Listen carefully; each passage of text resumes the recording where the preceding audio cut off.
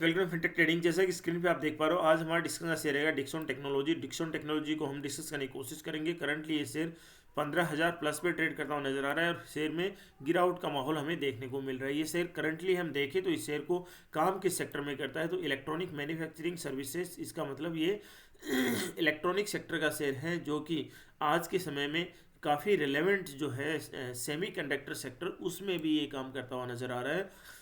तो इस शेयर को हम देखने की कोशिश करेंगे। इससे पहले कि इस आप हमारे चैनल पे फर्स्ट टाइम विजिट करो, प्लीज़ चैनल को सब्सक्राइब, वीडियो को लाइक कर लीजिए ताकि जो भी लेटेस्ट इन्फॉर्मेशन आपको मिलती रहे। देखिए, मार्केट कैप के हिसाब से करीब करीब ये 1 लाख करोड़ के आसपास का शेयर है, जो कि अभी भी ये मिड कैप श्रेणी में आ रहा है। पी वैल्यूएशन इसका 72 के आसपास में है। आर देखे तो 40, आर देखे तो 32, वहीं फेस वैल्यू इसका 2 है। तो इसका और तो सब कुछ ठीक है, लेकिन स्टॉक का जो पी वैल्यूएशन है वो ज़्यादा है। शेयर अभी महंगा साबित हो रहा है। 1 साल का चार्ट पैटर्न देखें तो देखो, ये शेयर कहीं यहाँ पे 18,900 के आसपास में, करीब करीब 19,000 के आसपास में आया था। उसके बाद में लगातार शेयर में इतना डाउनफॉल आया कि ये शेयर 19,000 से सीधा सीधा 12-13,000 पे, 13,000 के आसपास में आ गया। फिर इसने दम लगाया, फिर ये 15,000 पे, फिर डाउन साइड, फिर दम लगाया, फिर अप साइड में 1700, फिर डाउन से 17,000, फिर डाउन साइड, और अब फिर ये 18,000 के आसपास में जाता हो। अभी लगातार ये शेयर गिरता हुआ नजर आ रहा है और ये करीब करीब 15,000 के आसपास में आ गया है। तो इस शेयर में और कितनी गिरावट हो सकती है, इसका रिजल्ट्स भी हम जानने की कोशिश करेंगे। देखो, 50 डे में देखें तो 50 डे के भी नीचे काम कर रहा है, 200 के भी नीचे काम कर रहा है, अप्रोक्सीमेटली वहीं, लेकिन नीचे काम कर रहा है। कहने का मतलब शेयर में कमजोरी साफ साफ नज़र आ रही है। तो ये यहाँ पे आप यदि इस शेयर में एंट्री बनाना चाहते हो तो मेरी तरफ से कोई भी आपको बाइंग एंड सेलिंग का सलाह नहीं रहेगा। आप अपने फाइनेंशियल एडवाइजर की सलाह से इस शेयर में बन सकते हो। इस शेयर में 1500 के आस 15,000 के आसपास में इसके अच्छा खासा इसको एक सपोर्ट मिलेगा। यदि यहाँ से शेयर गिर जाता है तो 14,000 पे इसको सपोर्ट अच्छा है।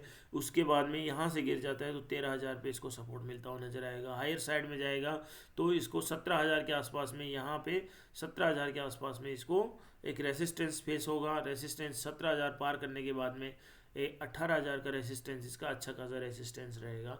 लेकिन फिलहाल मुझे लग रहा है कि ये शेयर साइडवेज जोन दिखाता हुआ नजर आएगा। देखो, प्रॉज में देखो तो देखिए, एक्सपेक्टेड गुड क्वार्टर अच्छे दे रहे। 5 साल का सीजीआर देखे तो 45% है, ये भी शानदार है।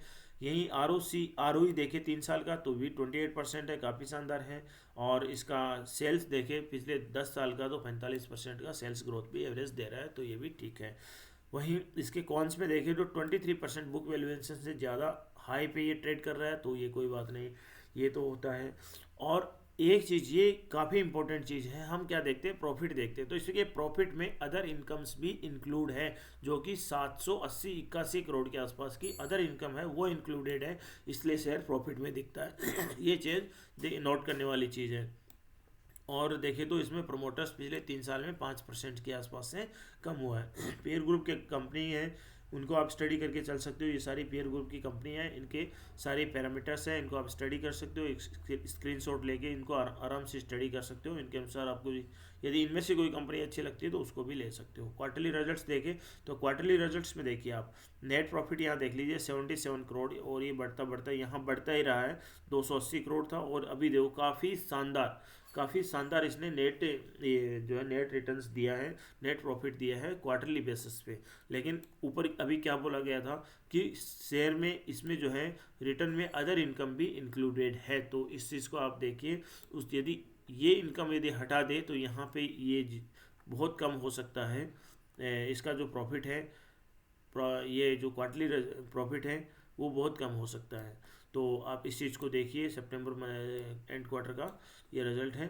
और हम इसको देखें, नेट प्रॉफिट देखें तो ईयर वाइज देख लीजिए, 14 करोड़ यहाँ कमा रहा था, यहाँ पे 160 170, यहाँ देखो 1200 और ये 1700 हो गया। लेकिन वही उसमें अदर इनकम भी इंक्लूडेड है, तो इस चीज़ को आप देखिए। अदर इनकम को शायद यहाँ से हटा देते हैं हम 1700 से, तो 1,000 के आसपास आ जाता, तो ये कमज़ोर साबित हो गया यहाँ पे इसका रिटर्न्स। बाकी शेयर के ये कंपाउंडेड सेल्स ग्रोथ हो गया, प्रॉफिट हो गया, सीएजीआर हो गया, इक्विटी हो गया, इनको भी आप एक अच्छी तरीके से देख लीजिए। मुझे तो काफ़ी शानदार लग रहे हैं, डबल डिजिट में सभी और काफ़ी हायर लेवल्स में दिख रहे हैं। तो आप अच्छे से देख लीजिए इनको, वीडियो को पॉज करके देखिए। अभी इसका बैलेंस शीट में हम नज़र डालें तो क्या इसके पास में बोरोइंग्स है। बोरोइंग्स की रिसेंटली बात करें तो शेयर ने अभी अच्छी खासी बोरोइंग्स बढ़ा ली है। देखो 1400 करोड़ के आसपास की बोरोइंग्स इस शेयर ने ले ली है। अभी बोरोइंग्स भी इस शेयर में बढ़ी है, तो ये भी एक नेगेटिव पॉइंट हो गया। हाँ, उसके एवज में इसके पास में कुछ रिजर्व्स है, लेकिन बोरोइंग्स बढ़ी है, तो ये नेगेटिव पॉइंट यहाँ पे कंसिडर करके चल सकते हैं।